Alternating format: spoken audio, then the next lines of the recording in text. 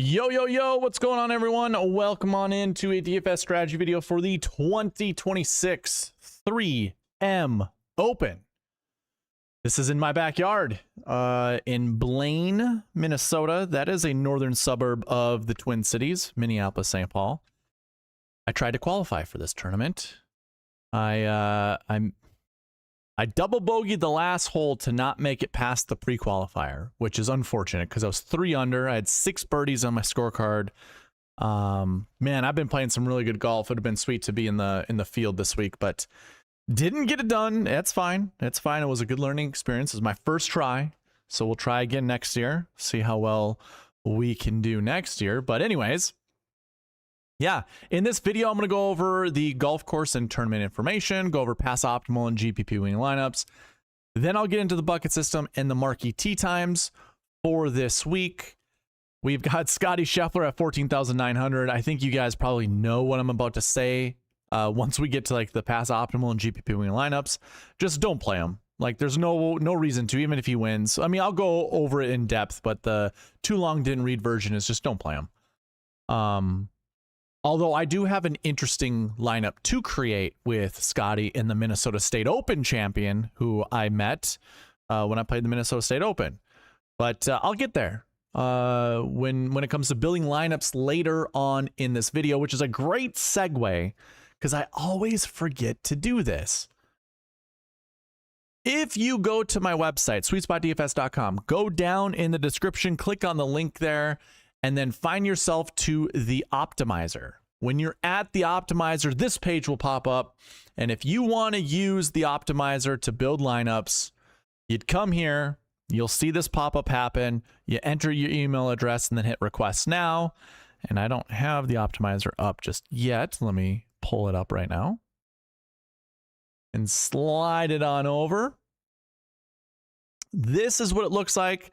This includes all of the rules that come with building lineups using the SweetSpot process.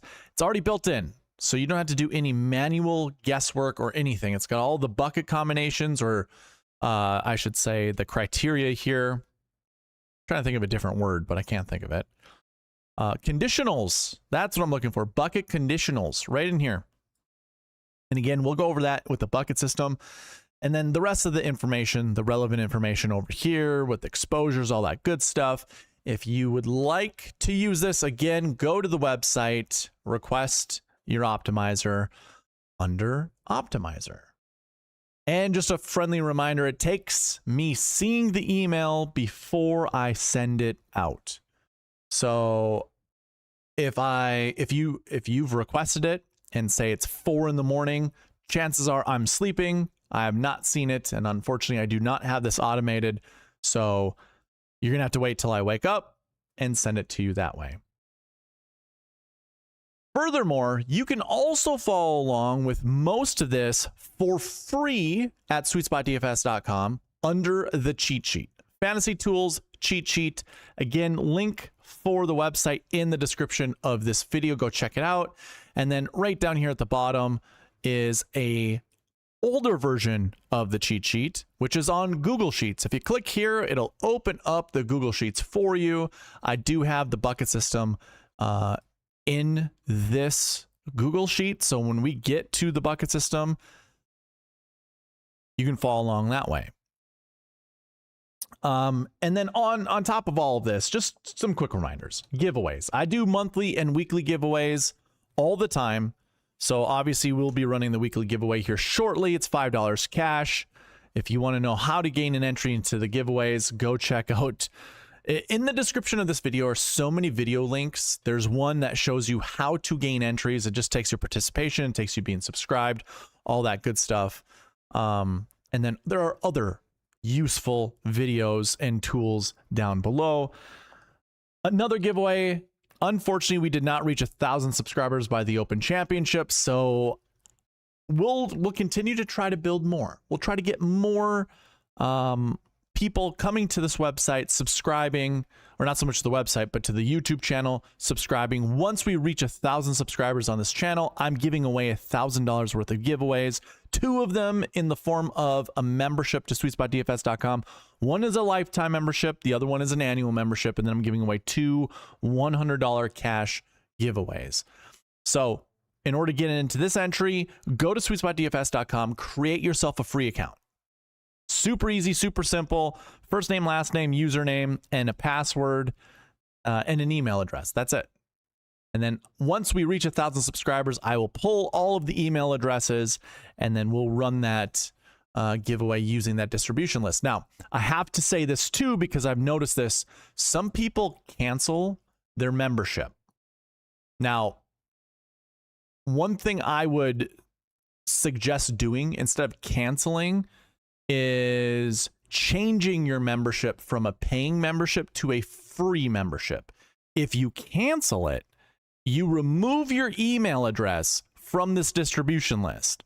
So if you have canceled your membership in the past, go renew it, but for the free version. So just throwing it out there, if you've canceled a payment subscription to this website, go back in and change it to free, because it will remove your email address from the website and I won't be able to use it for the giveaway. So here's just a quick friendly reminder yet again. If you have canceled your payment subscription, go back in and change your membership from a paying one to a free one. You won't be billed. It is just free. But again, canceling it removes it from the website. So that's not good. If you want a chance to win any of this, you have to continue keeping a free membership going. So just friendly reminders there. Hopefully you saw that there were timestamps in the description. You guys here that are live with me are obviously not able to use timestamps because I can't create them just yet. But those that are watching this on replay, hopefully you saw that little reminder in the beginning that there are timestamps below on the little progress bar. Go click on them. Somebody made a big stink about me. I shouldn't say a big stink. It wasn't a big stink. It was a little stink about me going over giveaway information at the beginning of the video. Guess what? It's the best place to put it. It literally is the best place to put it. And the weird thing is, if you aren't reminded that these things happen, nobody ever participates. So it has to be here in the beginning. I understand how annoying and frustrating it is. I know I'm the same way as you, but this is the only way to remind people that there are giveaways, how to enter them, all that good stuff. Hey, if you're not subscribed, subscribe. You can't, it'd shock you, but just saying that helps get subscriptions to the site, to the YouTube channel. So anyways, that's my, those are my housekeeping items. Again, just a reminder, this is a live video. I'm going to get to the giveaways after I talk to the chat. I see AJ is in the chat. What's going on, AJ? Nice to see you. Last week you won $2, first time in a long time, and didn't play Fox, but that's how it goes. Yeah, Fox was owned in 2% of lineups. So very few people had Fox, and those that did won a lot of money. So if you didn't have Fox, yeah, hard to win money, because I think he scored like at least 10 points more than second place and more than, I think it was like 20 points more than third place. So you needed Fox to win some good money. Johnny B, what's going on? No weeks off. That's right. Retail Ripper, how you doing? I'm building 10% Scotty lineups. 14, 8, 7, and 3 6s. Yeah, that's the way to do it. And when we get in the pass optimal and GPP win lineups, you're going to see those. That's how you're supposed to build Scotty Scheffler lineups. How did everyone in the chat do this weekend? Did y'all win? I won. I profited a little bit. Johnny B says, broke even, back to try again. Okay. Let's do some giveaways, or let's do the weekly giveaway right now, and then let's get right into the, what's going on, Denny Berry? And we'll get right into the video. We had 21 total entries just from the strategy video last week, because obviously all those other videos that we did, those entries went into the Open Championship giveaway, the Win the Pot giveaway. So 21 total entries. Let's go ahead and run it right now. Denny Barry coming in late and gets the win. Another $5 added to your account. Oh, here's a great reminder. New hats, ladies and gentlemen, new hats. They are stitched. We got a black one and a white one. Here's your black one. Looks pretty sharp. And here's your white one. Also very sharp. If you would like a hat, they are $40. That covers the hat and shipping to get it to you. So if you would like one, let me know. I know some of you guys have money that's banked away. I think if Joanne shows up, here's what I'll say. For those that want hats or that are expecting hats, send me an email. If you've got money banked, we'll use that money to they are the richest. Yeah, they're the richest in 112s. Send me an email with your address, and if you've got any money banked, let me know how much you have, and we'll take it out of that. You can have as many hats as you would like because I have 10 of them. I think I've got 4 black ones and 6 white ones. I think that's the number. Maybe I have 2 less. I can't. I just grabbed 2. I don't really remember. So yeah, let me know. Again, email me, and they're nice hats. I like them. I'll model them for you.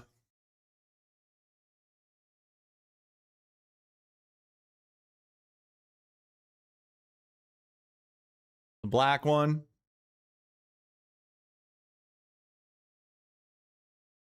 And the white one. The white one's real clean. I mean, it's one of those hats that's very difficult, or it's very hard to justify wearing because it can get pretty dirty. But it is like snow white. Okay. Those are the housekeeping items. Now we can move on and continue with the show. We'll start with the golf course and tournament information.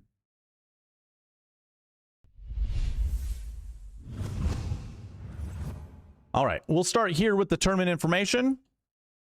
This is on SweetSpotDFS.com. If you go down to tournament stats, 3M Open will be up at the top.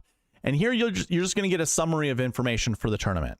You can see down here is more of a detailed table of information. You will see the field size. This year is 144 versus 156. That has a lot to do with how the PGA Tour changed the structure of their tournaments. They wanted less people in the field earlier on. That helps with getting more people through. Well, it gets people to finish their rounds by Friday evening because sometimes it went into Saturday morning and people don't want to wait around for their cuts. But also it's a bit more exclusive. And for you and I, it's easier to get 6 of 6 through the cut, just having a few less players. Here you can see the winning score, the cut score, the average strength of field. This year, it is 249. That is pretty much on par with what it has looked like in previous years. Like, we've had some bad ones. 2022, there's only 116 for strength of field, which is really bad. And then 197 in 2020. That was the COVID year. Minnesota was one of those few tournaments that came back, allowing you to play golf. But yeah, 249, that would be the fourth highest strength of field, pretty on par. Average winning score is 19 under. Lowest winning score is 24 under. I think that was Lee Hodges. Last year, Kurt Kitayama won at 23 under. The highest winning score, the closest to even, was -15. Lowest cut score was -5. Highest cut score was 1 over, but the average cut score is kind of 2.5. 2.5 under. So with all of this information, any tool on the website, so if I were to use the strokes gains tool right here under strokes gain stats, all of these buttons here on the left side, you can use with the data that we just went over. So field size, we can right away change that one. Let's go 120 to 156. I'm going to remove 160 because that just removes the Zurich Classic. And then when it comes to winning score, we want a very low winning score. So minus, let's say 26. to -20. So we'll put that winning score in. And if you also want to go maybe a layer deeper, which I'm not sure if I really recommend, you could go 150 to say 350. Have a 200-point gap in the middle. Actually, we could go down to 300. I think 300 probably would be better. So then I do have date filters in here already set, but we can go even further back in time. That way we can get more rounds of golf for these golfers. And what I would suggest is just go strokes gained total. This is going to show you who the best golfers in the field are with these parameters that I've just set. So if I go all the way back to 2014, we got Jake Knapp at the top. He's significantly better than second place Ricky Castillo. Now, let's put it this way. Jake Knapp only has 8 rounds of golf under these conditions. Ricky Castillo only has 6 rounds of golf under these conditions. So take that with probably a grain of sand. Like, we don't really need to get super serious about that. Plus, Jake Knapp is coming back from an injury. He's been pretty rusty as of late. If this is the week you think Jake Knapp is going to get it back, this is the perfect time to play Jake Knapp. This is a good golf course for Jake Knapp. He can utilize his distance, which is going to be helpful.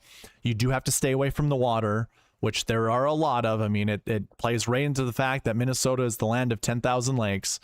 And I think there's 17 holes that have water in play, something like that. So it's almost all 18, but not quite.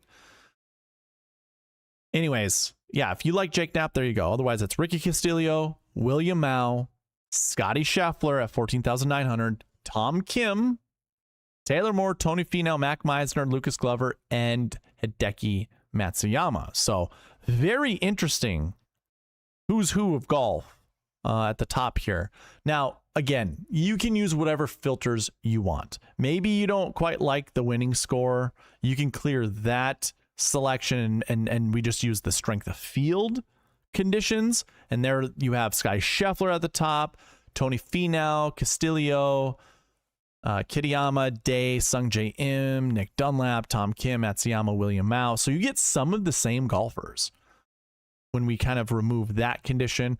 But maybe you don't really care about the strength of field, and we just want the winning score to be, you know, somewhere between -25 and -20. We get last week's winner at the ISCO, or not the ISCO, the Corrales Punta Cana, Stefano Mazzoli. Remember, that's just one round of golf. If you drill down, you can see it's going to be this round of golf, and I'm not quite sure where the other 2 rounds of golf come from. I imagine it's somewhere that just does not keep track of strokes gain data, is my guess. Maybe just only strokes gain total. And if any data is missing here of strokes gained off the tee, approach around the green, putting, it just doesn't show. So that's my guess as to why there's 6 rounds, but only 1 event that you can see. But then you get John Kiefer, Scotty Scheffler, Michael Brennan, Hideki Matsuyama, Billy Horschel, Jackson Koiven, Tony Finau, Stout, and Corey Connors. So again, some names to consider. Maybe this gets you on certain golfers. Scotty Scheffler, obviously the best golfer in the world. He keeps showing up at the top of these lists. So whatever conditions we're putting in, Scotty Scheffler is just kind of, he is just dominating. So, and there's a whole other conversation to go with Scotty Scheffler that we're about to get into not too long from now, but I'll save it for then.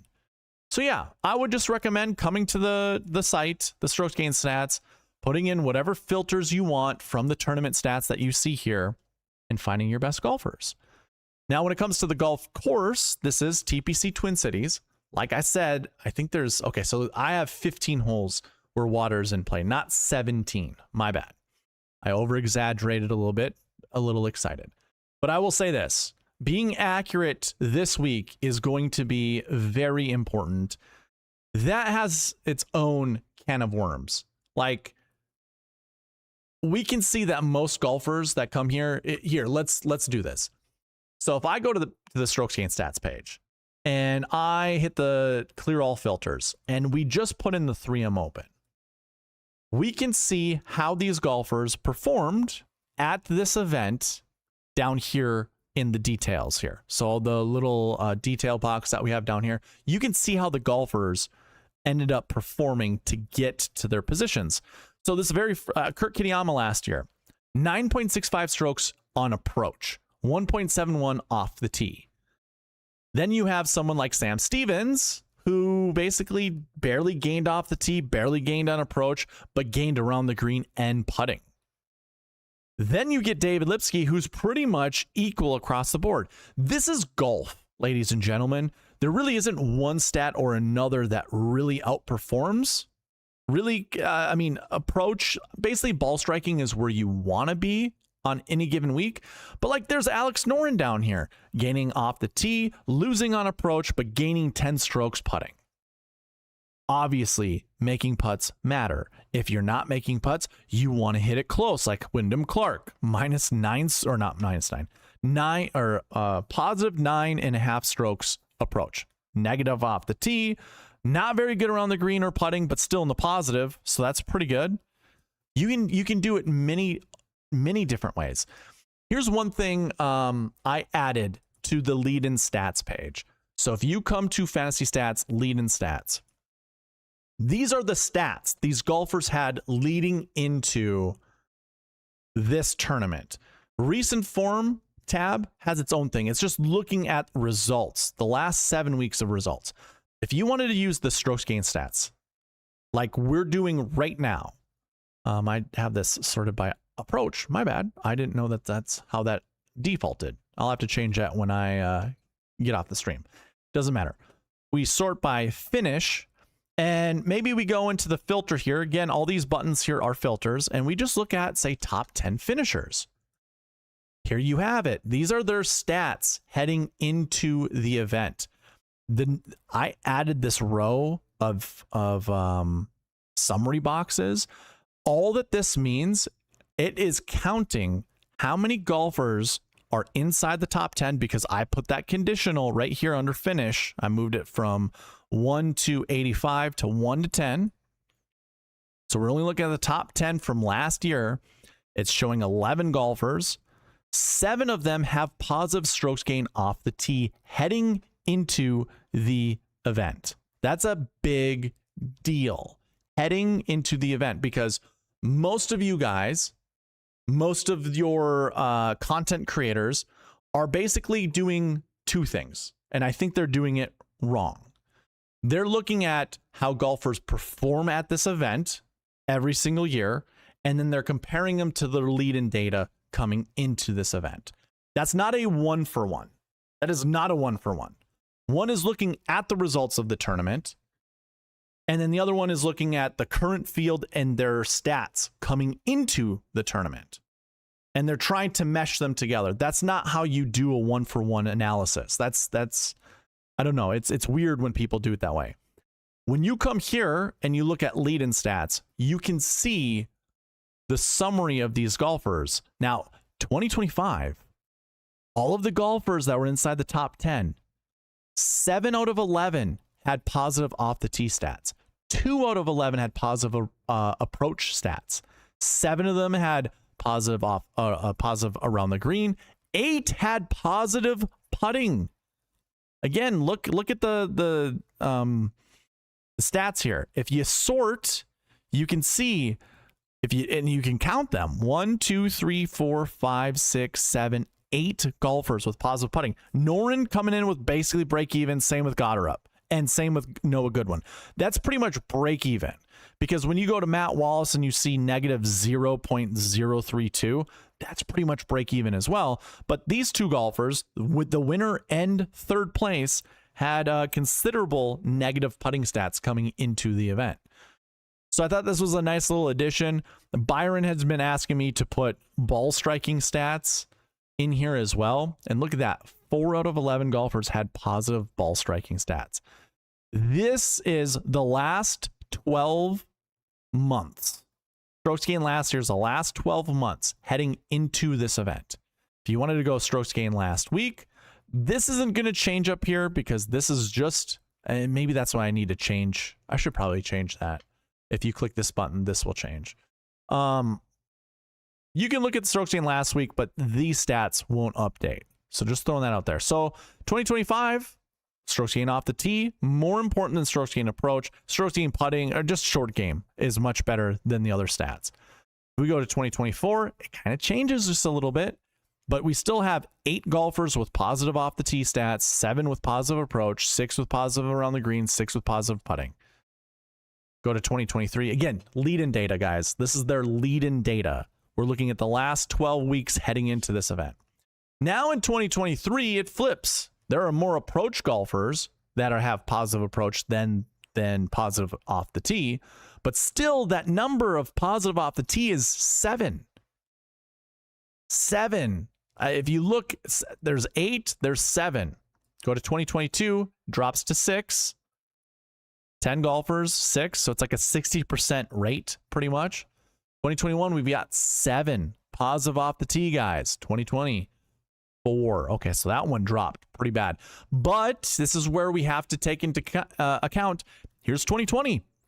One of the worst strength of field events. I mean, 197, not super great. Minus 19 was your winning score. Who knows what was going on that week? That is one of the higher winning scores. I guess it's right in the middle. Never mind. And then 2019, our lead in data, 11 with positive off the tee, 5 with positive approach. I think if we add them all up, we're going to have more strokes gained off the tee that are in the positive than we do with approach. So when it comes, and the thing is, with positive off the tee, that doesn't mean they're bombers necessarily. That doesn't just mean they're bombers. That means when it comes to strokes gained off the tee, here's a quick crash course with strokes gained stats. On a 450-yard hole, or a 440-yard hole, if a golfer puts it to 160 yards away from the green in the middle of the fairway, so they only hit a 280-yard drive, that is the equivalent of hitting a drive to 90 yards away from the green in the rough. So just think of that. Golfer A hits a 280 off the tee, puts it right in the middle of the fairway. Golfer B hits it, what's my math here? 350 yards into the rough. That is equal strokes gained off the tee. They're gaining the same amount of strokes off the tee. I have a calculator for you guys to go figure that out if you want. Under Fantasy Tools, strokes gained calculator, go check it out. But that just goes to show that hitting fairways can gain you more off the tee than hitting it really, really far. But if you hit it really far and you find fairways, that is the fastest way to gain strokes gained off the tee. But again, does not mean you have to be a bomber. It just means you have to have a mix of fairways and distance, basically. Or just all fairways or all distance, but not finding water. That's the most important thing. Do not find water. But yeah, if you want to come to the golf course stats, you can kind of see a little bit of a summary here at the top. You can see what the grass lengths are for fairways, roughs, greens, the shot shapes that are preferred. It is a shot shaping type of golf course for where all the pins can be situated with all the water surrounding the greens. Flighting a golf ball in with a particular shot shape just gives you the best general scoring opportunities. That's it. None of these shots are necessary. They're just preferred. That's it. That is it. And guess what? The wonderful thing about this is you can go again to all these tools. And if you go to, I think it's Course Stats Filter, there is a shot shape filter, or there are shot shape filters down below. I think this is a wonderful tool if you want to go use it. I would just go like 2 and 2. I want to see where there are at least 2 approach shots that are preferred and 2 approach shots that are preferred to draw. I don't know how I just worded that. 2 fades, 2 draws that are preferred on approach. If you do that, open your filters as much as possible because there aren't going to be many golf courses that are going to require that. You can see 2025 3M Open. Oh, it's just the 3M Open. Oh, no. I'm sorry. I did not clear out the tournament. Okay. This is much better. We have US Opens, all that good stuff. Let's narrow our filters to just looking at 2024. Maybe we go to 2025, just looking at 1 year's worth of data, and we can see the rounds of golf. And then again, if we go strokes gained total, Scotty Scheffler's up there at the top. You've got Ben James, Ryder Cowan, Jake Knapp, a bunch of different types of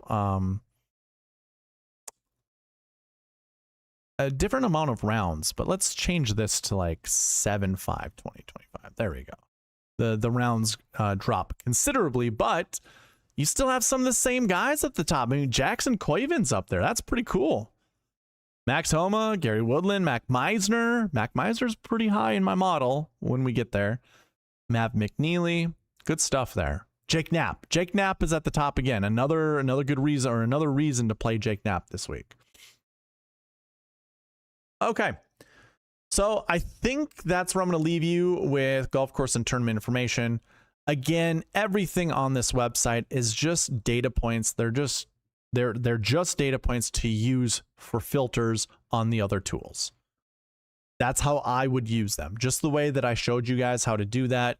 It just gives you a good sense of maybe where to start your lineups, where to anchor your lineups, or maybe there's some golfers just to sprinkle into your lineups. I think that's probably the best way to look at it and to approach this week. Before we move on to the next segment, let me look at the chat. The Richardson 112s are the best. I have 100s. I do like the 112s. This is my second time ordering hats and getting the 112s. They're sweet. I think this week you want 36 round sample size. So my site, I don't have it by rounds. I don't have it counting rounds. I don't like I really do not like 36, 32, 28, 24 round samples, because if you just look at this, I have 1 year's worth of data pretty much. Well, here, I'll switch it. Let's go 724 to current.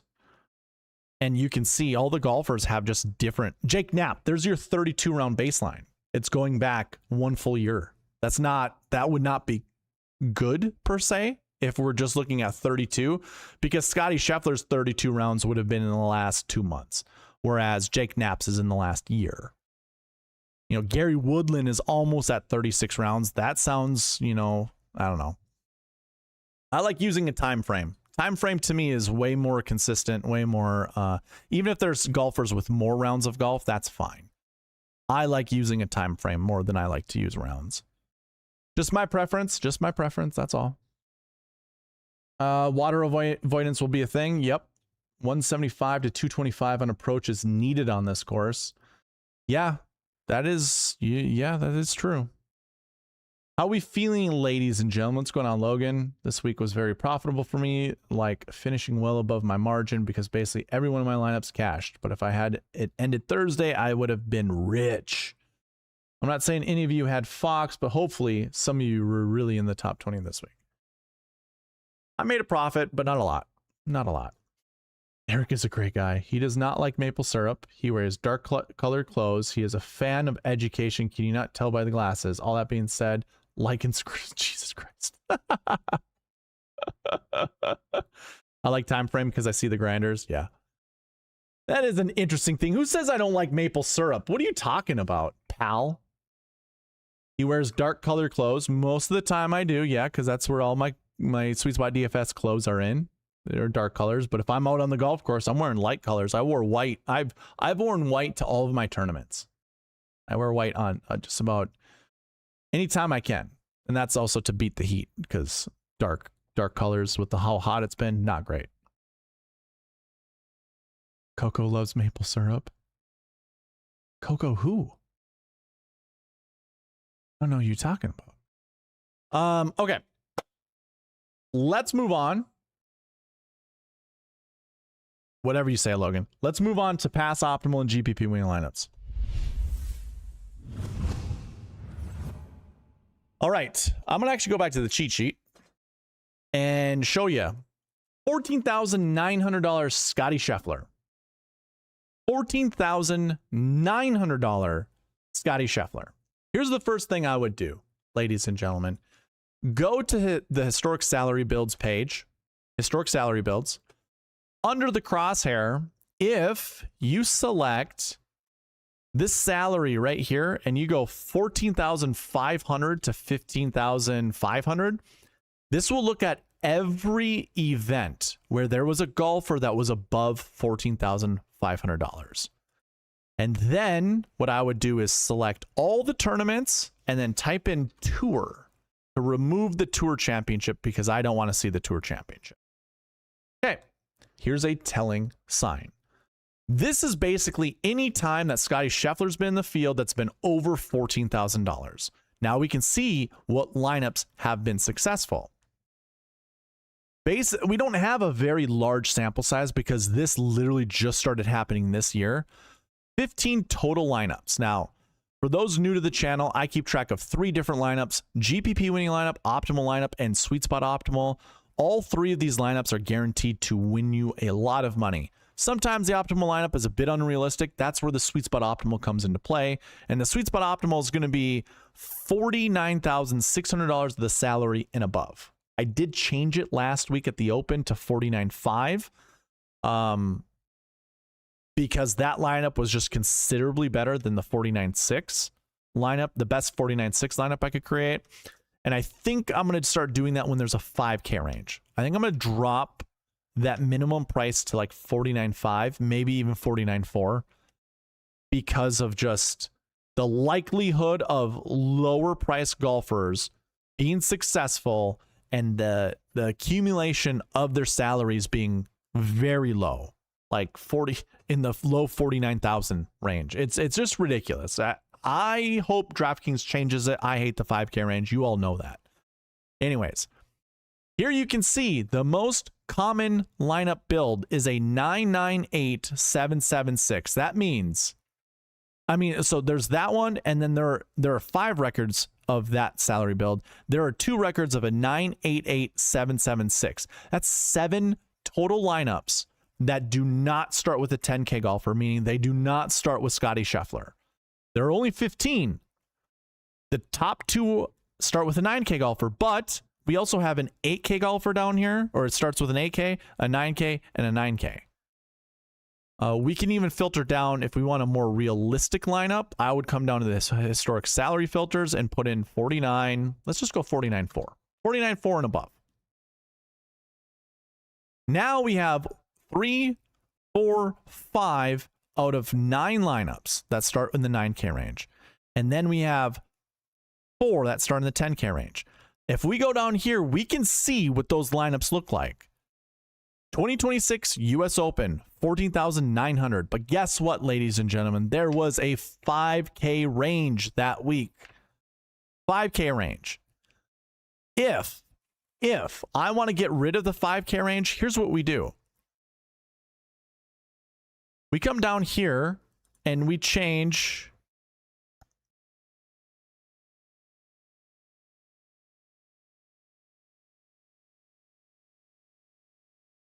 I think we just changed this to 6,000. Doesn't really change. I think there's something else I need to do. Yeah, let me clear this out. I don't think that's really doing what I need it to do.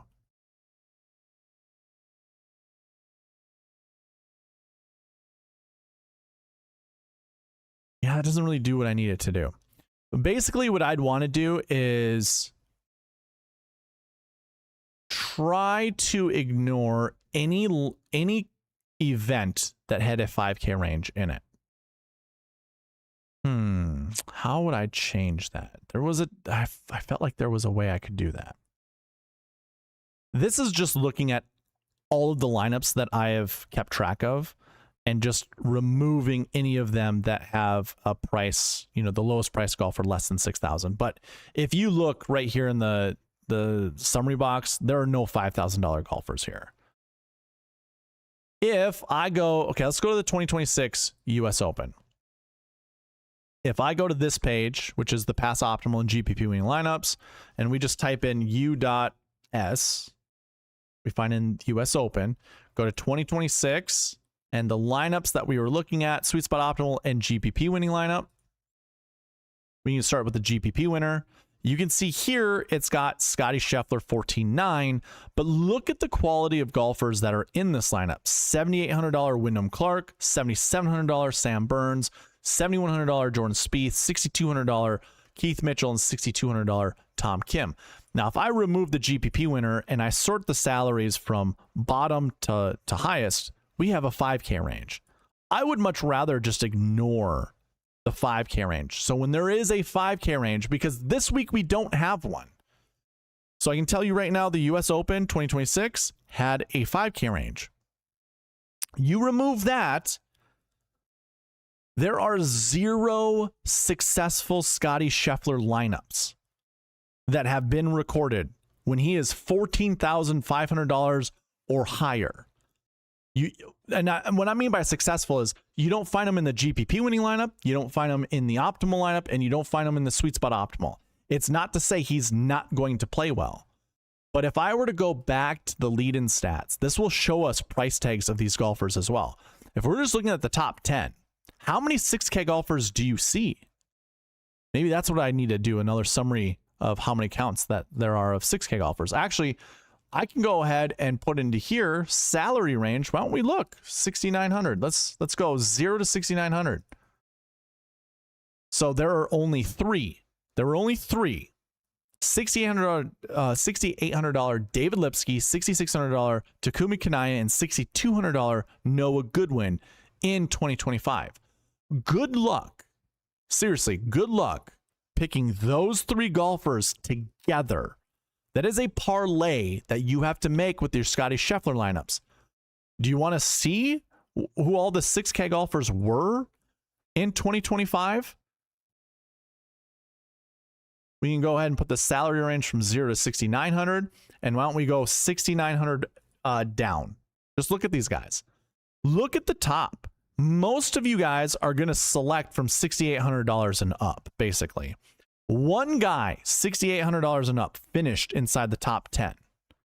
Could a Seamus Power at $6,800, could he have been in a winning lineup with Scotty Scheffler to win money? I guess it's possible. But probably not. You might min cash. Let's put it that way. You might min cash. So we're scrolling down a little bit. Okay, now we get to Takumi Kanaya at $6,600. But look at how many golfers that we have to pass. We're almost probably at 20 golfers, $6,600 and above. Maybe more. Scrolling down, we do get Mac Meisner at 65, Adam Svensson at 65, 104, 107. Just to put this into perspective, let's look at 2025 3M Open, and let's go into the GPP winning lineup. It scored 734.5 points. 734.5. Let's remove that, and it is sorted like this. Let's pretend we have selected a golfer at $14,900. Let's just say $15,000 to make it easy. For the next 5 golfers, remember, we got to beat 735.5. For the next 5 golfers, let's try to find something that stays under $35,000, because that would be like a simulation of a Scotty lineup, right?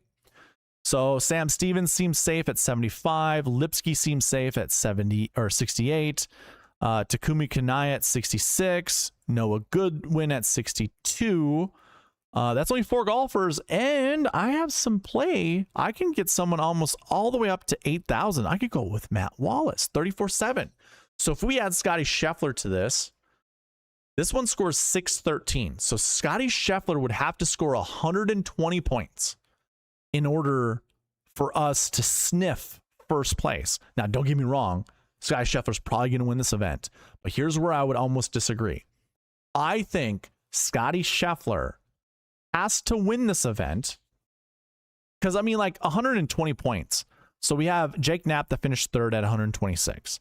You had Wyndham Clark, who finished 12th and scored 117.5 points.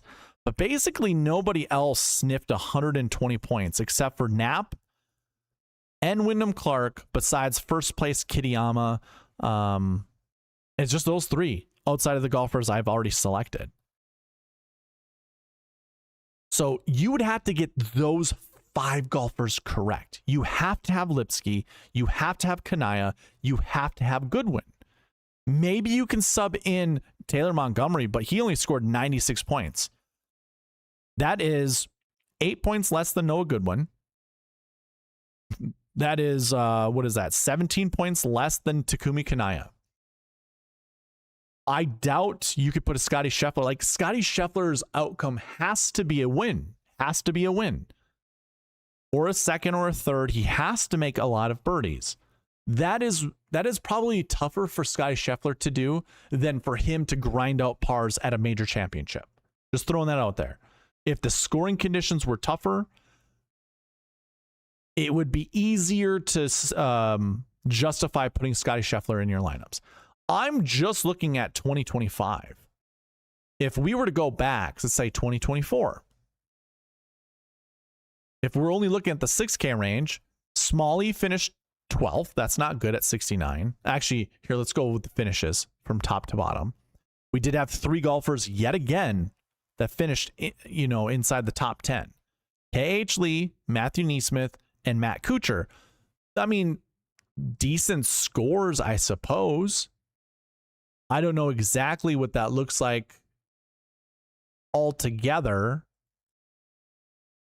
So if we look at 2024 instead of 2025, 136 points won first place. I mean, first place scored 136 points. Then it was 120. Then it was 106.5. Basically, what I'm trying to get at is you could probably put together a lineup like Sahith Theegala was 10,300. You could go 10, 8, 8, 7, 7, 7 and beat a good Scotty Scheffler lineup. And you're going to have more success more often picking a lineup that looks like that. I mean, there's a $10,000 golfer here with Chris Gotterup. I mean, you could still do that lineup. The 10, 8, 8, 7, and you guys can do this if you come to the website.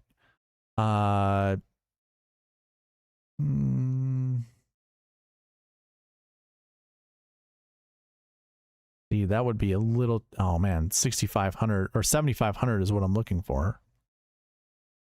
I'm so close. 49.3 is not what I'm looking for. If I could go 49.5. There's not going to be a Scotty Scheffler lineup that's going to even sniff this lineup because these golfers score more points than the 6K golfers that I had to select in 2025. You could build a lineup like that. So maybe leaving a little bit of money on the table is probably going to be the smart thing to do. I don't know. Did I just mix some of those golfers up? I'm not sure. I don't think I did. Never mind. Yeah, Sahith Theegala, Pendrith, McNeely, Vegas, Grazerman. This one I have $7,800. There it is, Kurt Kitayama. That equals 50,000 on the button. There's Matt Kuchar at 65, K.H. Lee down here at 67, and Matt Neesmith at 67 down here. I doubt a Scotty Scheffler lineup would beat this lineup. I honestly think you guys are going to do yourself a disservice by playing Scotty Scheffler this week. If you want to, just to burn some of your lineups, go for it. If you got a little bit of FOMO, go for it. That's fine. But yeah, so that's how I would look at that for the Scotty Scheffler, and that's a way deeper dive of Scotty Scheffler than I really care to do. If you just want to look at the 3M Open, you can go ahead and select that, and you can see what the most common lineup, most common successful lineups are. 10, 10, 3 7s, and a 6. 10, 2 8s, or 3 7s. Sorry, let me say that again. A 10, 2 8s, and 3 7s. 10, 9, 8, 7, 7, 6. There you go, your old trusty. 10, 9, 8, 7, 7, 7. I don't like this lineup. We can go here and let's just do salary use 49.5 and above. Let's do that. 10, 10, 3 7s and a 6, 10, 2 8s and 3 7s, 10, 9, 8, 7, 7, 6, 10, 9, 8, 7, 7, 7, 9, 8, 8, 7, 7, 7. Those are your most common successful lineup builds for the 3M Open. Now, if you want to come here and put in a lot of the same conditions that we mentioned during the, or that I mentioned during the tournament and golf course information segment, you can go ahead and put winning score here, and then you'll find lineups that have been successful with those winning scores. But I think it's far more important to talk about the salary structures of, you know, Scotty Scheffler and the field versus, or Scotty Scheffler and 3 6Ks versus basically any other lineup build that you possibly could have. And I guess that's another good point that I just made up in my head. You could still come here, do that same filtering that I showed you before, say 14.5 up to 15.5. And, or maybe we just look at anything north of 13.5. I think that, because that would be a Scotty Scheffler lineup.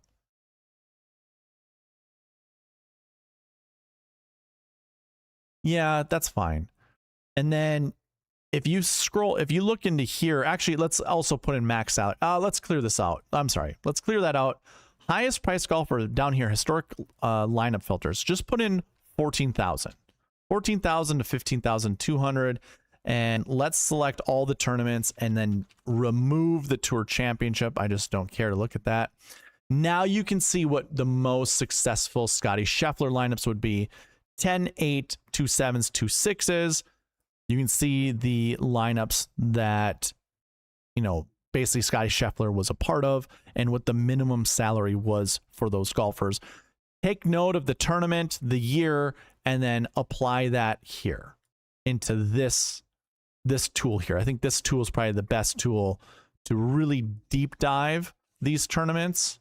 So the American Express, we want to look at this year, and it doesn't matter what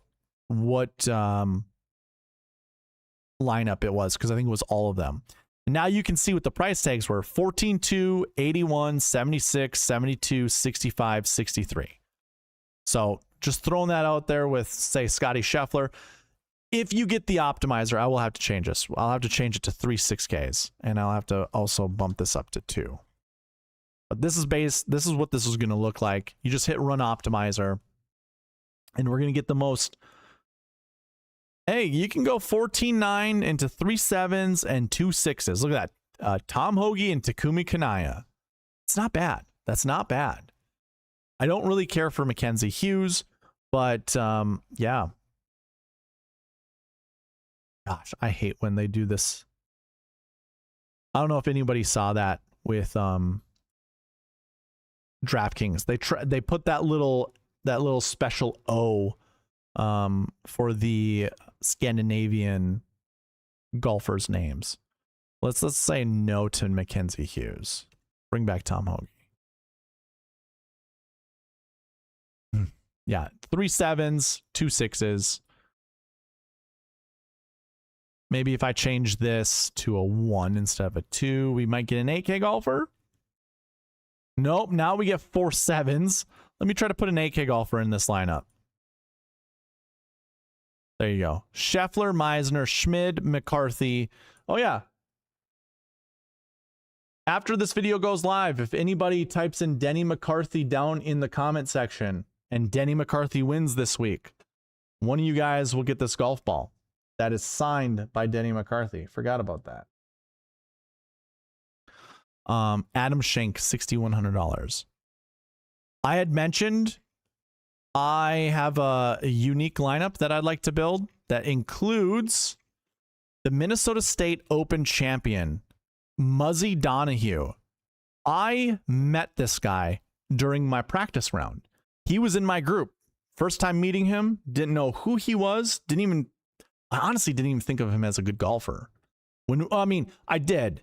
I didn't think anything different from my game than his game. I thought we were equal golfers. All of us in that same group, I thought we all pretty much hit it exactly the same way, put it the same parts of the greens, all that kind of stuff.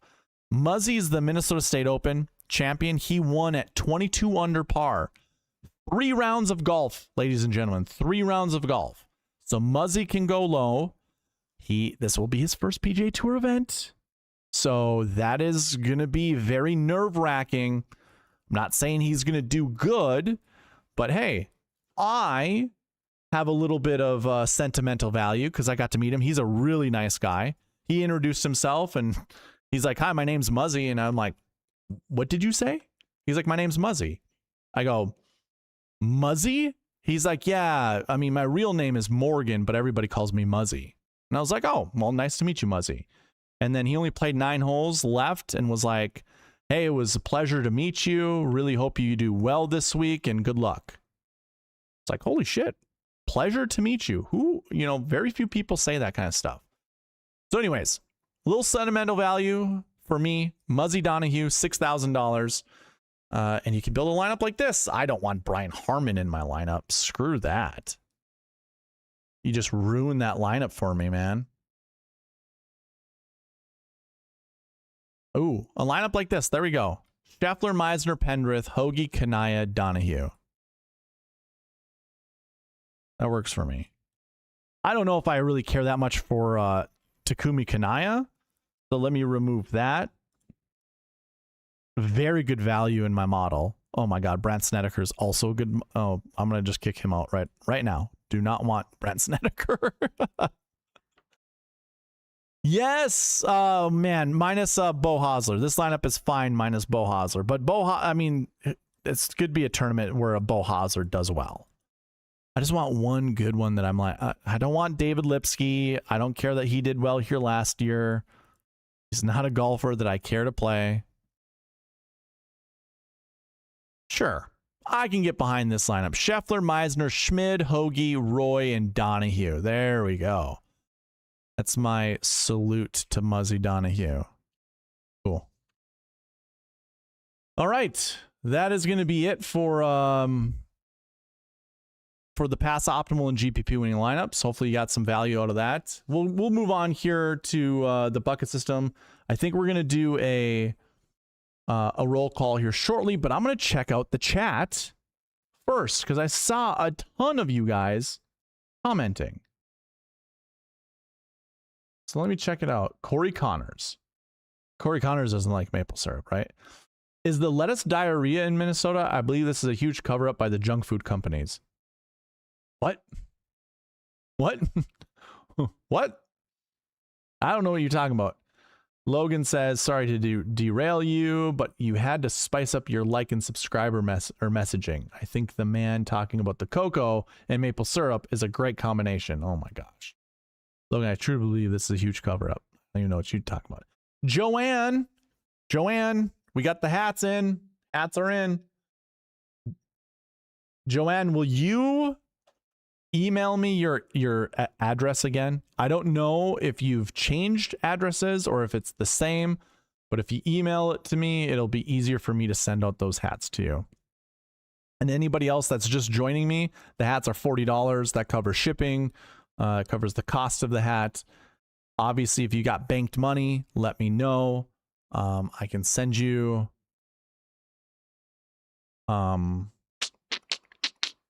yeah, if you tell me how much money you've got banked, or if you'd like to buy a hat, we can figure out everything. Just email me. Just email me. Joanne says no, Scotty, for me. I still love Sung J M and Corey Connors, and you know me, I'm an absolute gobsmacker for Jackson Suber, but I would never have thought Suber was better than either of them. You talking about at the Open or just in this last like 2 or 3 months? No bueno, Scotty. Dan Grands. The bigger issue is Scotty is not putting well. He hit it very well at the Open. Yeah, that's the other thing too. And these greens are somewhat tricky. So, sure. You gonna try to qualify, brother? I did try. I already tried. I messed up my last hole on the pre-qualifier to miss the qualifier by basically a spot. So it was unfortunate. It was a good experience. I was 3 under going into 18 and ended up double bogeying it. 3 under made it to the qualifier. Please say yes. Sorry, look up diarrhea map for the US for this lettuce cover up. Joanne has to have $50 in her bank account.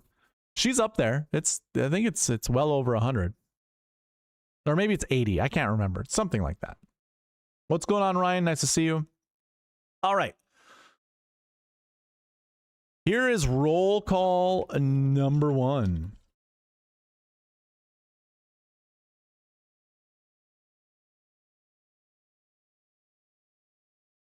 Scotty or no Scotty? Just, I guess, say yes or no.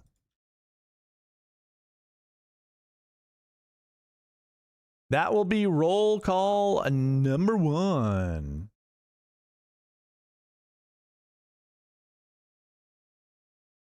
Roll call number 1.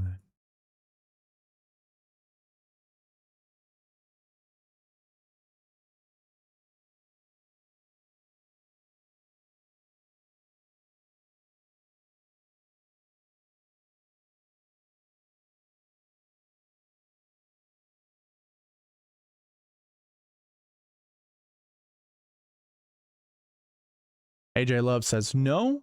Johnny B says no. Denny also says no. Eric, you at least got hot. You had a 3 birdie streak. Did you see that? Did you checked out my score? Yeah, I had 3 birdies going into the last hole. I did have a birdie streak. I had 6 birdies. I had 6 birdies during that round. I am making so many birdies now, but unfortunately they come with bogeys, which is really bizarre for me. I'm usually one of those grinded out par golfers. Logan says no.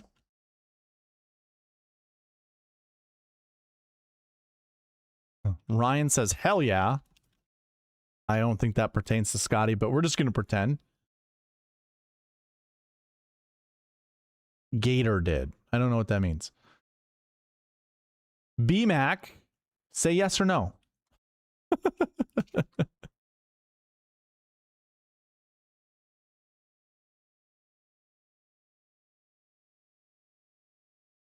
All right. There's roll call number 1.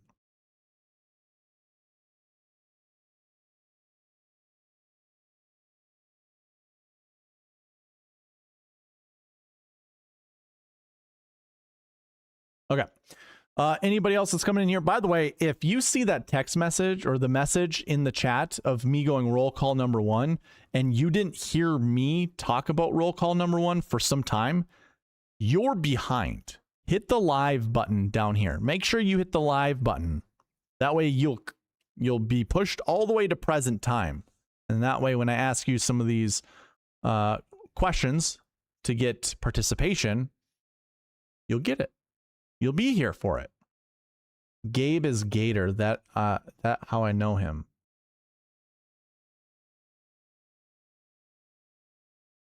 I'm so lost. I don't know where the Gator part comes into play, man. You're talking about Gabe? Oh, Gabe followed me? Is that what you're saying? Gabe? Gabe Brown followed me? Double J. Double J is behind. I know that for sure. Double J.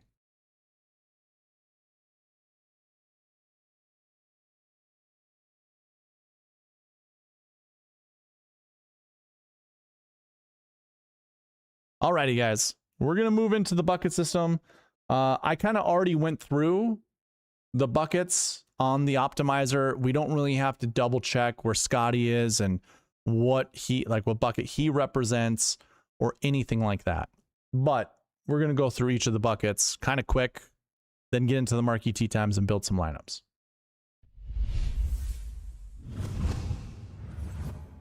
I'm going to start here on the website. This is under Fantasy Tools, the bucket system.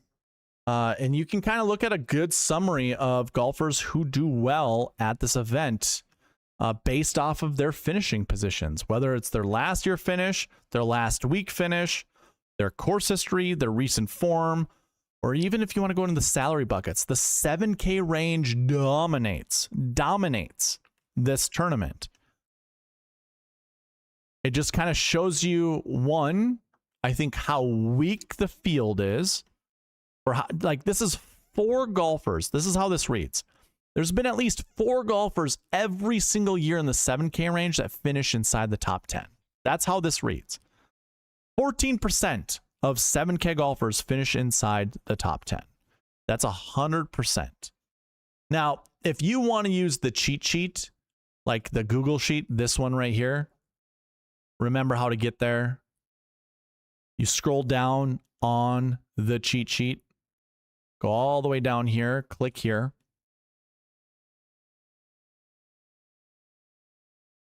I just realized I forgot to publish my latest updates to make this cheat sheet here be 144. But I'll make that update when I get off the stream. I don't know why I forgot, but I did. If you go here and you go into the bucket system, this is the bucket system you're going to want to follow me on. I have my own bucket system to look at, but you basically can follow along with me as I go through this. So I have projections here. You can also see the min maxes here and how many golfers are in that bucket this year. You also can use the website under cheat sheet, go into the buckets and select each one individually. And the little summary box up here will show you how many golfers are in each of those buckets that way. So there are several ways you can do this. I don't care which way you decide to do it. I'm going to close that one down and go back to here. So like I was talking about the 7K range, we've seen at least 4 inside the top 10 every single year. You get it here. The projection right now is 2 to 6. Almost like every year we normally see 40 golfers in the 7K range. For whatever reason, we have 47. I think that has a large part to do with the lack of 10K golfers. Because normally we have somewhere between 3 to 4 10K golfers, 6 to 7 9K golfers. We always have 10 8K golfers, almost always. And then you normally have like 35 7K golfers or 40 7K golfers. We have way more this week than typical, which is just weird. It's really weird. I forgot Joanne. Oh, well, I know you said no Scotty before. Oh, I did miss you. Never mind. Okay, Joanne, I got you.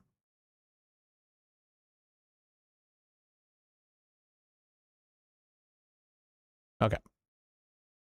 We're good. We have more 7K golfers this week. But so 20 total 8K and above golfers. Let's see. Normally it's 4 plus 6 plus 10. We're basically right on that number of how many golfers we typically see in the 8K and above range. So this is what we should typically see. Just throwing that out there. That's where we typically should see. But we only have 1 10K and above, 9 9K golfers. Normally we see about 5.7 at this event, so probably 6. The success rate's really low, but that's based off of 6 golfers. 9 golfers should boost this number up, and we could see upwards of at least 3, not at least, at most 3 golfers from the 9K range inside the top 10. I wouldn't go more than 3. If you wanted to build a lineup of 3 9K golfers, go for it. Probably not the best lineup strategy, but going 2 9K golfers would probably be pretty smart as well. Okay, I'm kind of going all over the place, but I just wanted to point out that the 7K range is the most successful bucket out of all of the buckets. And I think a large part of that has to do with the fact that nobody really comes to this event. So everybody in the middle of the pack has more opportunity to be successful. And this week, because there are more 7K golfers, I think it just stays the same, that the 7K range is going to be very successful. So perhaps this is the week to go Scotty, 3 7s and 2 6s. Perhaps. If there was ever an argument to be made to play Scotty Scheffler this week, it is because the 7K range is so successful.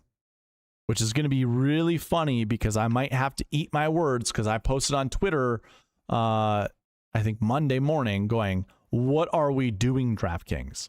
This actually might be a good week to play Scotty. Look at me going back on my words, like, just because the 7K range is so good. But anyways, if we go to the actual bucket system, and we go ahead and put some filters on this. Don't mind me. I forgot there was active filters in here already. Let's see, do we have one more? We do not. Okay. And we just kind of look at the stat by stat. I just want to look at last year first and then get to last week. So golfers who top 20 this event last year, select anywhere between 0 to 2 golfers. There's a 50% frequency rate, which means since this tournament started in 2019, we would start at 2020 and move forward, because 2019, we wouldn't have a last year stat to look at. 2020 on, we would. So 2020 to 2025, 50% have finished inside the top 10 that have top 20 the year before. If you want to see who those golfers are, go to the website under the bucket system and just drill into whatever bucket you want to look at. But we're talking about golfers who top 20 here the year before. Roll down, and then I would put in the finishing position here 10. Here are all of the golfers. Most of them are from 2023. So golfers who top 20 this event are not very successful the next year. That is one of the first times I've ever seen this. I've ever seen this. Now, if we scroll down a little bit more, we can see this bucket. If we drill out of the top 10 counts, we'll see totals. So in 2020, we only had 11 golfers that returned from 2019 that top 20. That's not a good return rate. That's a really bad return rate. 17 golfers in 2021, 10 golfers in 2022, another really bad return rate. And then we got 19, 22, and 17, which are pretty good. But 2022 and 2020, let's see what those top 10 rates look like. 0 and 0. So that isn't a surprise, right? But only 1 in 2021, 5 in 2023, and 0 in 2024. And I think this has the most top 20 golfers. Yeah, 22 of them. What happened in 2024? If you drill down into this bucket, we can see who these golfers are. Let's clear this out.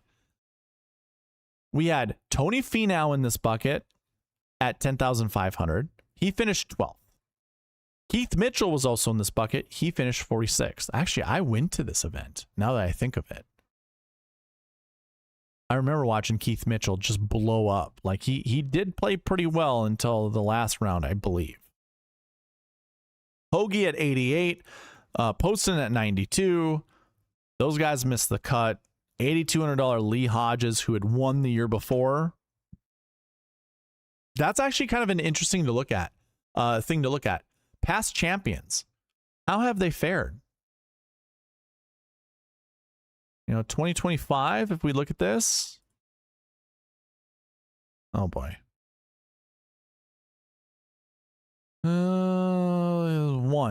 44th place. 2024. Missed cut. 2023. 7th. Tony Finau. 2022. Cam Champ finished 16th. 2021. Michael Thompson finished 39th. 2020 would be the last one to look at, and Matt Wolff finished 12th. It is fair to say no golfer except for Tony Finau, who has played this event, who is a past champion, went on the next year and finished good enough to be in a GPP winning lineup. So Kurt Kitayama, he might finish top 10, top 12 or whatever, but he is $9,800. It might not be his year to shine. Let's just put it that way. Anyways, looking at this, I'm just going to go down the list here. 0 to 2 last year ones, 0 to 2 last year twos, 0 to 2 last year threes, 0 to 2 last year fours, 1 to 3 last year fives, 2 to 6 last year sixes. I want to look at this bucket, actually, the last year fives, just to see who's in it and whether or not that should be a 1. This is one thing I actually didn't look at. Okay, we get some good golfers. Mav McNeely, Mitchell, Gims, Suber, Fina. Yeah, I already see enough golfers where I'm like, yeah, this can be a 1. But here's the other issue that kind of comes with it. This field is so bad that if we get past, say, actually, I do like Davis Thompson. I do not mind Kevin Hughes. There's 1, 2, 3, 4, 5, 6, 7, 8, 9 golfers that I'm actually pretty comfortable playing. Trying to put at least one of those guys in my lineups in every single, well, to have at least one of these guys in my lineups all the time. I think that's fine. But then there was also some decent golfers down here that I don't mind playing. You know, Gordon Sargent had a very good last week, finishing second. He was the second best DraftKings scorer at Corales Punta Cana. Maybe he's figured something out. He could have been going through a swing change and now he's got it figured out. Who knows? Don't mind Putnam. Don't mind Haotong. I like Max McGreevy. I like Lee Hodges. There's some other decent golfers. But if I'm going to be honest with you, I think I'm going to... Okay. If you get the optimizer from me, I would suggest doing this as well. Change that to a 0. Last year 5s. I think there's enough quality golfers. Like, I don't mind Mav McNeely. I don't mind Keith Mitchell. I'm not really trying to put Doug Gim in my lineups. Although at the John Deere Classic, what did he do? He like almost 100% green and reg throughout the tournament. I think he did it in one round at least. So it's good enough. But, you know, TPC Deere runs a bit different than TPC Twin Cities. So maybe not the greatest. Logan, this might be a perfect time to get on Jackson Suber. Sung J.M., same thing. So yeah. But you know, 100% exposure, like of all my lineups, I don't know if this is enough golfers that I want to make that bucket a 1 to 3. Which means I want to play at least one golfer from that bucket. I think we just keep it as is. Okay. So that's your last year bucket. If we go into the last week buckets, the 6 last week buckets, 1 to 3 last week ones. That's something to investigate. That means from last week, whether it's a Corales Punta Cana or it's the Open Championship, we want 1 to 3 golfers who top 20'd at that event. So this is where I would go to the website, SweetSpotDFS.com, under Fantasy Tools, the bucket system. Let's drill in, drill out. And really, I want to look at the last week ones. Why is the projection so high? If I scroll down, and let me look at this again. I imagine it's because Scotty Scheffler's in that bucket. We only have 7 golfers in it this year where we normally see 17. That is a problem. And I think we already know what to do with this bucket. So last week ones, take a look. Ooh, I've got 21 total golfers. What is going on? I forgot to, I know what I needed to do. We're going to make that update right now. What I need to do. Where is it? It's your last week. Oh, it's right here.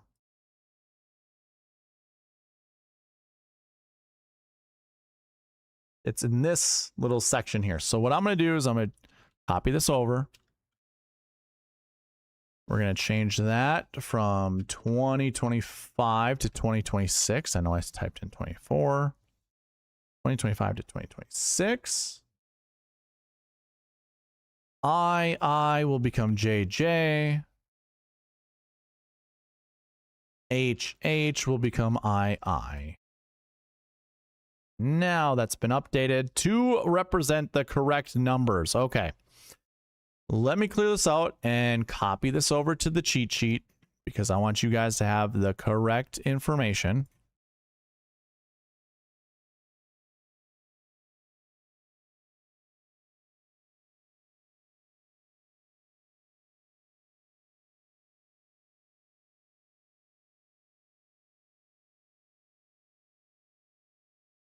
There you go. It's been updated, so you guys have the correct information on the cheat sheet. But going back to this, should change slightly. Those were some ridiculous numbers. It actually changes more in favor of, yeah, it's 1 to 4 last week ones now. And then everything else changes. I need to change that on my optimizer.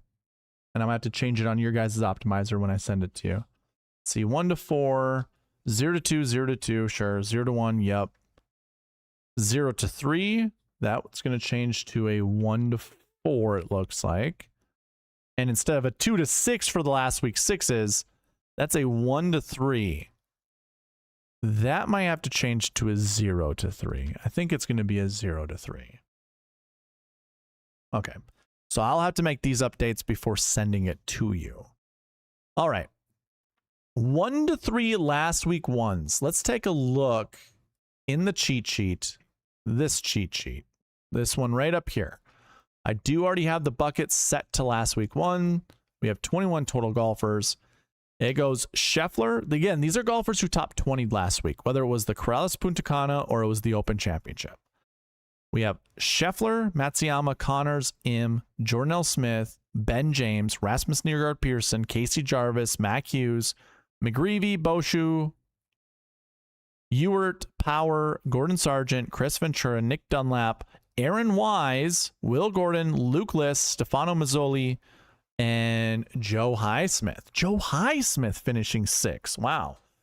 Okay. So one thing that I would rather do is go here to the bucket system, look at the last week ones as it's already put in there. And actually, maybe I want to go lead in stats. I think I want to do lead in stats.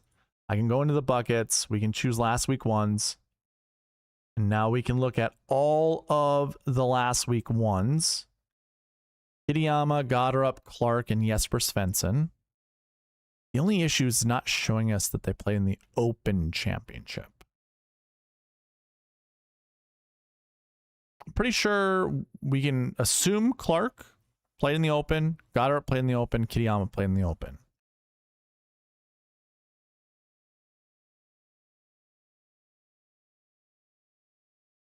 Pretty sure we can assume that.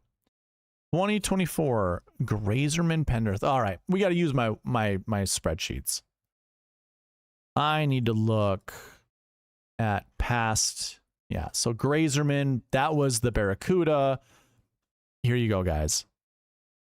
Taylor Penrith, Fishburne. This is your alternate event right here. So those are your top 20s from the week before.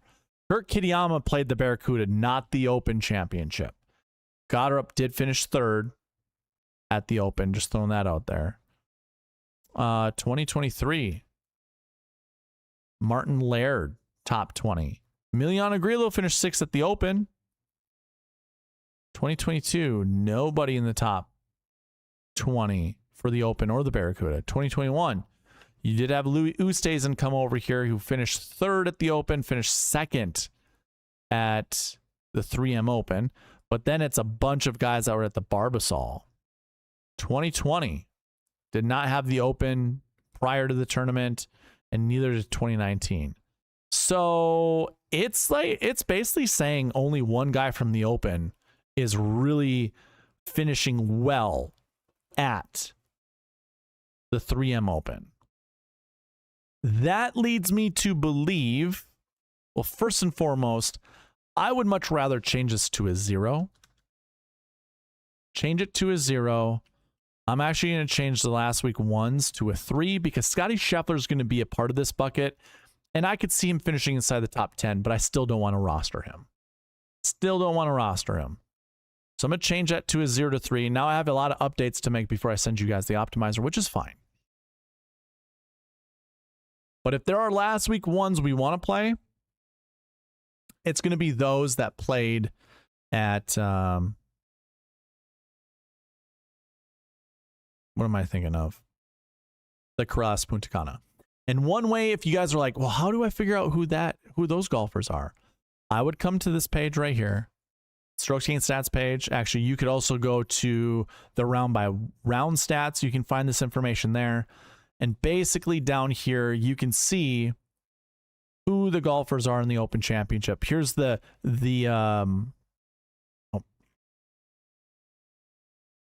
Corrales Punta Cana is going to be on top. So you can see who the golfers were that did finish inside the top 20 that are in this week's field. Like if you drill down on this name, you can see if they're in the field up here. So Stefano is, Sargent is, Clements is not, Will Gordon is, Ben James is, Snyder is not, Olsen is not, Highsmith is, Boshu is. Anyways, you can go and click through all these names and see who actually is in the field this week. And I honestly, I'm not super comfortable playing more than 2 of these golfers. But there's enough good golfers to select. It's good to know. It's very good to know, actually. I'm happy to know to almost fade golfers that played the Open, that top 20 at the Open. We had Louis Oosthuizen in that 1 year. That was it. That 1 year. Sure, we had a couple top 12s that were close. You know, like top 12s at the 3M Open that had a, top 20 finish at the Open Championship the week before. But I think I'm just going to stay away for the most part. I mean, I'm going to let the optimizer do its thing, but yeah, I'm definitely going to keep an eye on those that played the Open versus those that played the Corrales Punta Cana. And actually, let's throw this out there. Corrales Punta Cana is played in the Dominican. That is a lengthy flight, whereas the Barracuda used to be played in Lake Tahoe, or it is still played in Lake Tahoe. Barbasol was played in Kentucky. That's all within the continental U.S. Flying from those locations to Minnesota, not as long, but the Dominican to Minnesota, and also overseas going over the Atlantic, that's also, problematic as well. So, I mean, it's good to go over that stuff. Try to figure it all out.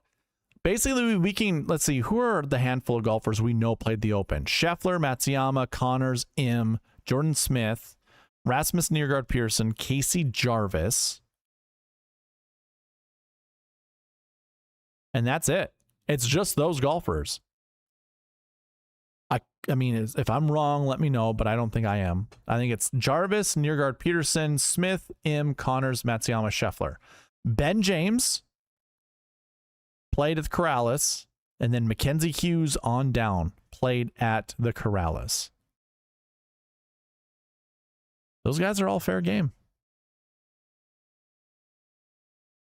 Okay, cool.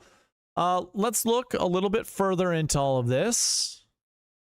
So that's kind of going over all of the buckets. 1 to 4 last week, 5s. I suppose that's the other one I want to look at too. These are golfers who missed the cut last week. I mean, Mav McNeely has, and Keith Mitchell has the double whammy. The missed cut from last year, the missed cut from last week. I kind of like that. If you look at lead-in stats, this is what you can do with the lead-in stats page. Find those same combos. You don't really see it in 2025. We could literally do this though. We go last year 5, last week 5, and see who our best finishes are. Not great in 2025. Okay in 2024. We had 3 top 10s. Not great in 2023. Pretty great in 2022. 2 top 4s. 1 top 5 in 2021. 1 top 2 in 2020. So, yeah, maybe 1 guy, maybe 2.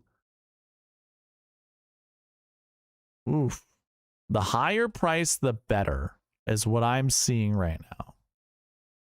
You had a high price golfer that has a last year miscut and a last week miscut, you're doing okay. $7,900 Adam Hadwin is the highest price that I see that's missed the cut with that bucket combination.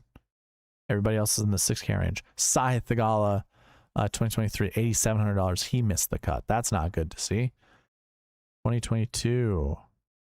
Like, I don't have any 8K golfers down here. All 6s, no 7s. All the 7s survived. And actually, 76, 71 did pretty well.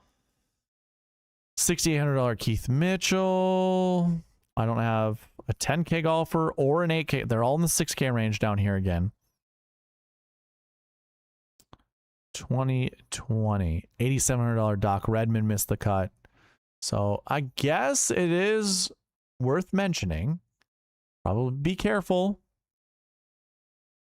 But the higher price golfer that missed the cut last week, the better. The better their chances. So shoot. McNeely, Mitchell, Knapp, Kim, Woodland. A lot of these guys might be in play. These are all your 8K and above golfers. Woodland, Sam Stevens. Some of these higher 7K golfers are also okay. We could largely ignore the 6K golfers, though. But there are enough golfers that I like. Even Jake Knapp is in this group, it looks like, right? Yeah. 1, 2, 3, 4. I don't really care about that. Sam Stevens is fine. Razorman. Rasmus Højgaard. I like Rasmus. $7,500 Rasmus Højgaard. That's not a bad price. Haotong at $7,100. That's also not bad, although he's been playing absolutely miserable. Do I want this to be a 1? I'm not finding enough golfers that I would want like 20% or higher. Like 16, 16, 16, 14, 12, 12, 10. I think that's over 100%, but just barely. Oh yeah, I'm not a fan of making this. Last week 5s that can be a 0 bucket, and I'm gonna make 3. 0 to 3. Making a lot of changes to this bucket. No, there are 0 1s in there, but we have minimums, or I should say minimum maximums, low maximums, I should say. Okay. Let's see. Course history, 0 to 2 course history 1s, 0 to 3 course history 2s. I'm just going to say 0 to 3 course history 3s, 0 to 2, 0 to 2, 1 to 4 course history 6s. That has a large part to do with Scotty Scheffler being in that bucket. So we're going to make these all 0s as well and move on. I'm not even spend that much time on the course history buckets. We're just going to leave it like that. Going to the recent form buckets. 0 to 2, 2 to 5. That's probably another Scotty Scheffler bucket that he's in. 1 to 4, 1 to 4, 0 to 2, 0 to 2. So we can take a look at that. So recent form 2, is this Scotty Scheffler? It sure is. There's Scotty, $14,900. Large part because of the miscut at the Genesis Scottish Open. Look at that finish. 12th, 4th, 2nd, miscut 4th. Guy's pretty good. He's pretty good. 1, 2, 3, 4, 5, 6, 9K, 6 or 7 9K and above golfers.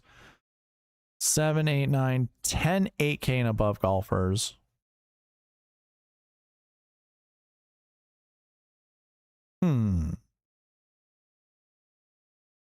I don't know if that's enough that I want to make that a 1 bucket. I don't think so. We're going to make that a 0. Recent form 2, switching that down to a 0, and I'm going to move the maximum down to a 4. All 0s in the recent form buckets, once again, or I should say as well. That is absolutely a-okay to me. I accidentally kept my 1 in here for the 8Ks. Okay.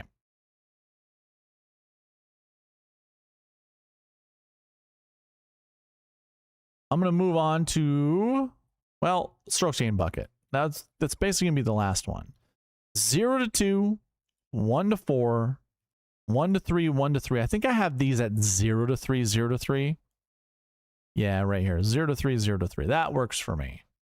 Strokes gained 2. Is that a bucket that I actually want 1 golfer in? Strokes gained 2. Let's see. McNeely, Knapp, Cootie, Woodland, Homa, Yellow Miraju, Niergaard, Peterson. No. This is not a bucket I want at least 1 in. I'll let the optimizer maybe select one of these guys, and that's fine. I mean, I think it's going to, but I'm not going to force it to select at least 1. I'm going to keep that as a 0 as well. And then the only other thing I really need to talk about is, I guess we can change the 9s to have up to 3. That's just eyeballing it. There are 9K golfers.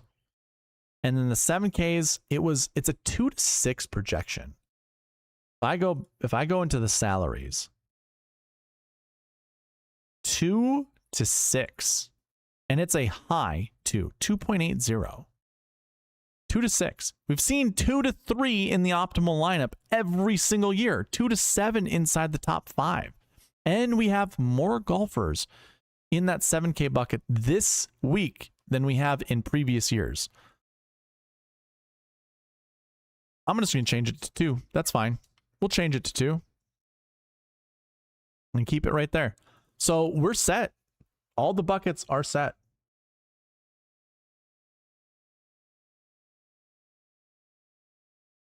I mean, yeah, I was all over the place with the bucket system there, but I didn't really, I should say this, it made sense in my head as I was going through it. And really, when it comes down to it, talking it over, you guys kind of get a sense of your min and maximums that you want to choose from these buckets. Again, you can follow along with me as I was going through that. You can always pause, you can always rewind, you can always do all of that on YouTube. Or you can just ignore it, get the optimizer, and these will already be baked in for you. But yeah. Okay. Let me check out the chat. Double J is old, that's why. Yeah, I told him you were trying to qualify. He looked at your score. That's cool. Joanne has over 100 banked. Emailed you my address. Perfect. I will tell you, I am playing a lot of Jake Knapp, a lot of Jackson Suber, and a lot of Kitayama. I would love your opinion on Aaron Wise because I've never seen enough upside in his early career. Wise is great. And you know what? Wise seems to be in a really good mental state. He took kind of a sabbatical because of, I think he was battling depression quite a bit, and being on tour made him very anxious, and he just was not playing that great of golf. I think he had won, right? He'd won a Texas event, the one on the Bunny Ranch event. That was the one where his girlfriend came out. He tried to kiss her, but she turned away. I think it's a different girlfriend than in the past. And it was just kind of one of those awkward things that happened, but it is what it is. I don't think that caused his depression, but it definitely didn't help. So Aaron Wise, and he just had a really good finish at the Corrales Punta Cana. Sure. You know, he was really, really good at one point in time. Really good. His potential does make him intriguing. Yes. Okay. Let's go into the Marquee Tee Times and then end this video with building lineups for members only. Got to be a red tier member and above. You got to have a badge next to your name. Here we go to the Marquee Tee Times.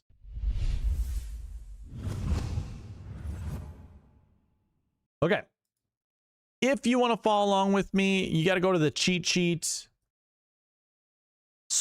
Fantasy Tools cheat sheet at SweetSpotDFS.com. Scroll down to this one. You can click here. It'll bring up your Google Sheet. Column O is what you want to look at. These are our Marquee Tee Times. Sort group rank from top to bottom. It's color coordinated on the left side right over here. And basically what we want to do is find 2 to 4 golfers to anchor our lineups around from these Marquee Tee Times. And we don't want to play 2 golfers from the same group. Scheffler, Hideki, and Sungjae are in group 1. Knapp, Connors, and Homa are in group 2. Looks like I've got a tie for group 4. Let's just change that. Oh boy, do I have that also? Do I have 2 4s or I have 3 4s? I do. Let me change that over here too. That's not good. Meisner, Yellow Miraju, and Rico Hoey can be group 3. Let me see if they actually are. 28-17, 28-16. Oh my God, it's like the same score. It is almost identical. That's why they are a tie. So Meisner at 81, that'll be group 3. Then at 79, we have Yellow Mirage. That'll also be group 3. And Rico Hoey, $7,200. That will be group 3. I have a lot of updates to make. Okay, so I'll bring this back over here. Again, group 1, Scotty, Matsuyama, Sungjae. Group 2, Knapp, Connors, Homa. Group 3, Meisner, Yellow Mirage, Rico Hoey. Group 4, McNeely, Gary Woodland, Tony Finau. Group 5 is Kitayama, Jackson Koivin, Billy Horschel. Group 6 is Tom Kim, Jason Day, and Casey Jarvis. Group 7 is Stephen Fisk, Brian Harmon, Lucas Glover. Group 8 is Max Grazerman, Rasmus Højgaard, and Mackenzie Hughes. And Group 9, Pearson Cootie, Austin Eckroat, and Ben Silverman. So we want to select 2 to 4 groups and only select 1 golfer from each of those groups. Whether you choose 2 groups, 3 groups, 4 groups, you only want one golfer from those groups to represent your lineups. We're going to segue into building lineups for those golfers that do want to build lineups. Try to grab 2 to 4 golfers from the Marquee Tee Times. You don't necessarily have to. The optimizer is just going to automatically pick 2 to 4 golfers if you don't. Group 1 was Scheffler, Matsuyama, and Im. I'm not really sold on any of them. Sungjae seems like a good play. Now all of them played in the Open. So maybe it's a perfect fade. Just fade all 3 of them. Then we got Jake Knapp, Corey Connors, Max Homa. Homa played at the Corales Punta Cana, I think, $8,600. No, he was at the Open. Just kidding. He was at the Open. Our first guy is Ben James at 8,000. Gotcha. So yeah, Knapp, Connors, Homa. Connors top 20 last week. Really? Finished 14th. Okay. Yeah, I mean, I'm probably staying away. I like Jake Knapp the most there. Mac Meisner, Yellow Mirage, and Rico Hoey. Hoey played last week. Where did he play? $7,200.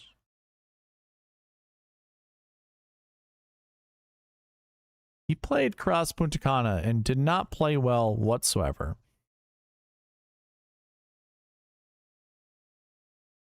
I really like Mac Meisner. Mac Meisner might be my favorite play on the whole slate. I don't mind Yellow Mirage. Meisner's bent grass stats are okay. They're just okay. Not bad. Mav McNeely, Gary Woodland, Tony Finau. Finau did not play last week, and both McNeely and Woodland missed the cut. So those are actually decent omens for a missed cut. So maybe we go Mav, McNeely, and Mac Meisner as our Mac attack to begin our lineups with. I think that's fine. Kitayama, Koivin, Horschel. This is probably the week to play Jackson Koivin, honestly. I do not mind that. $9,200, that's pretty cheap. You could go McNeely at 99, Koivin at 92, Meisner at 81, and you would have a ton of salary to fill out the rest of your lineups. You know what? I'm not really going to go over the rest of them because I don't really care. Kim, Day, and Jarvis don't care. Fisk, Harmon, Glover don't care. I do like Grazerman. I do like Højgaard. Do not care for Hughes. Cootie, Eckroat, and Silverman, I also really don't care. But I think this is a good week for Pearson Cootie. I do think 9K is pretty good. It was cited as mental fatigue. Believe that. It was some kind of actual clinical depression, or at least a mood-altering behavior, which you know with my line of work is intriguing to support. With Aaron Wise you're talking about? Yeah. All right, ladies and germs, find me 2 to 4 golfers you want me to build lineups with. We're going to end the stream this way. Building lineups. Screenshot this if you need it. Give me 2 to 4 golfers to build lineups around. I'll just change this to 100% to get ready. From 8K down. 2 to 4.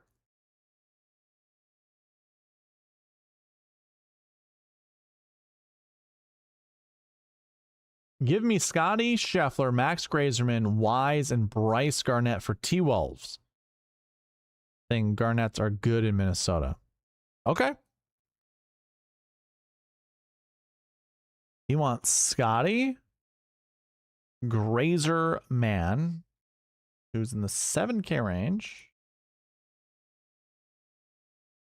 Aaron Wise and Bryce Garnett. Okay. Wise.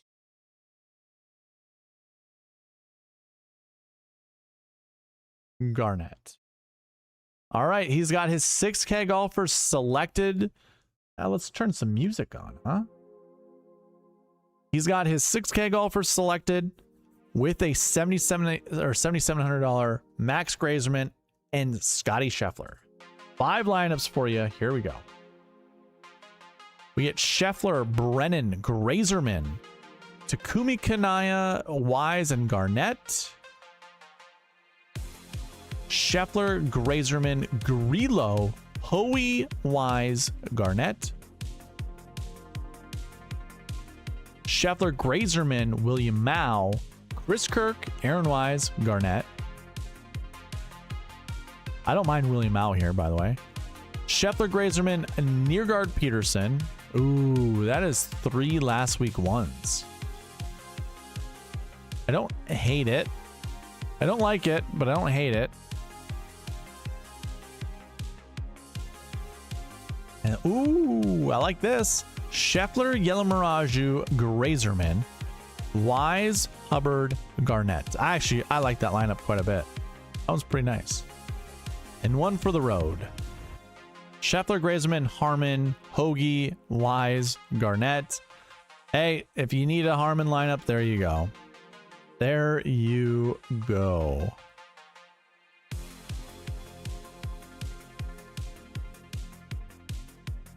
All right, those are lineups for Mr. Ryan Henson. If you're going to make Garnett Minnesota connection, you have to believe that anything is possible. He did that in Boston, pal. And you also have to play in the big ticket contest to qualify somewhere. That's funny. Is this my my only lineup? Is this right here for Mr. Henson? Are you letting me leave early? Is that what's happening?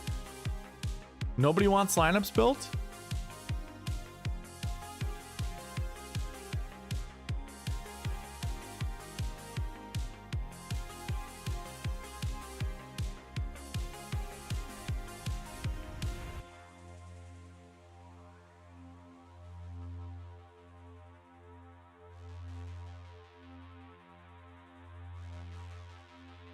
Let me actually build a lineup with the golfers I want.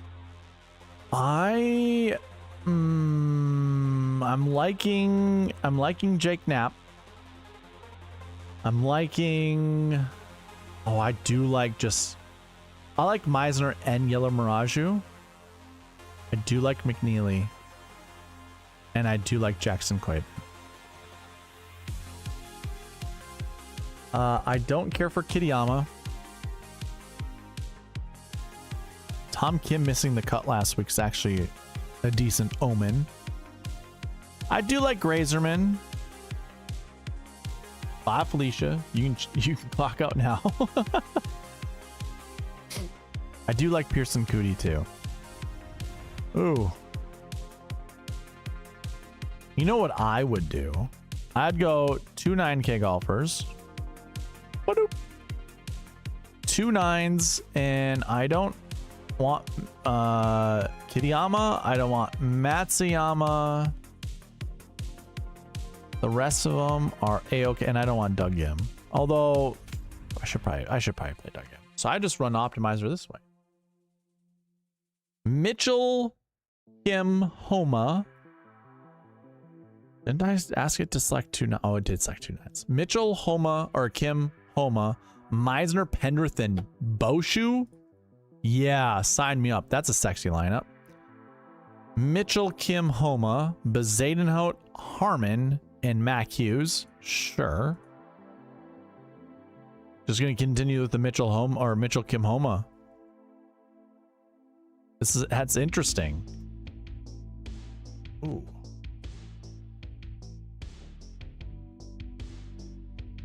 Mitchell, Kim, Homa, Yellow Miraju, Mao, and Schmid. Mitchell, Kim, Meisner, Bezadenhout, Brennan, Haas. I don't want that. Mitchell, Tom, Kim, Meisner, Bezadenhout, Brennan, and Nakajima. Sure.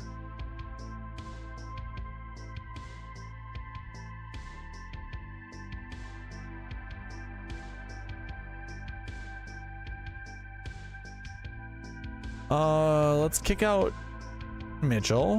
I'm gonna kick out Kim. Actually, let me bring back Mitchell. I do like Mitchell. Let's try that.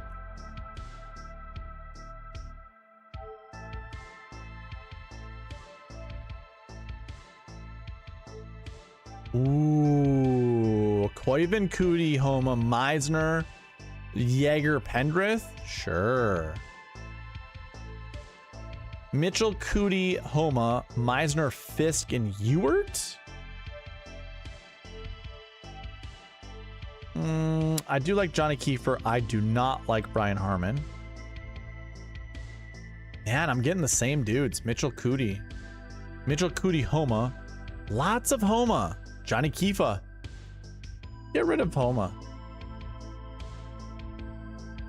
Go away. And you just put in Connors. Look at this lovable loser team.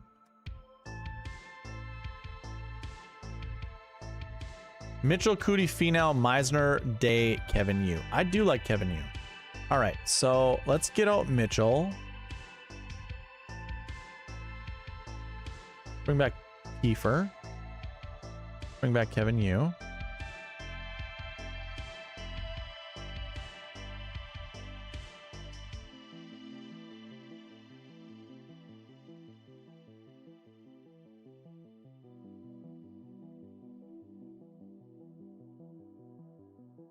Knapp, Koiven, Yellow Miraju, Bezadenhout, Michael Brennan, Steven Fisk. Sure.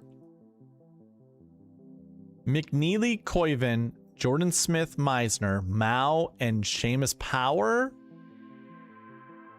Knapp, Koiven, Finau, Meisner, Kiefer, McGreevy. I like that lineup a lot.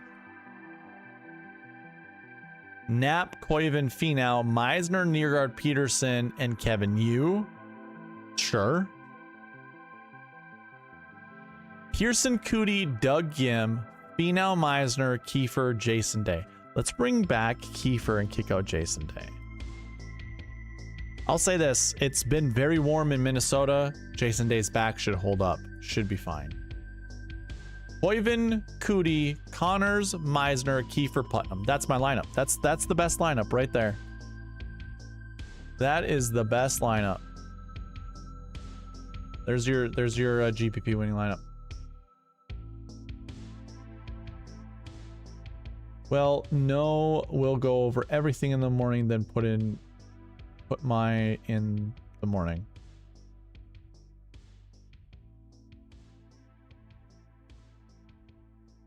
Okay. All right, ladies and gentlemen, since there's nobody requesting lineups, and I do not need to be here that long, I went over all the things that I've wanted to go over. I will be here tomorrow night for members only, finishing out my lineups, trying to figure it out, I guess. I'll try to find some more pieces of information to go over, to look into, and then hopefully provide you guys with valuable information. But you got to be a white tier member and above in order to be able to watch members only streams Wednesday nights. Yes, good luck to everybody in the Sweet Spot Society. I will see you all later. See you tomorrow for some of you guys. Next week for others. Leave a like, comment, subscribe on your way out, and I'll see you in the next one. All right, bye.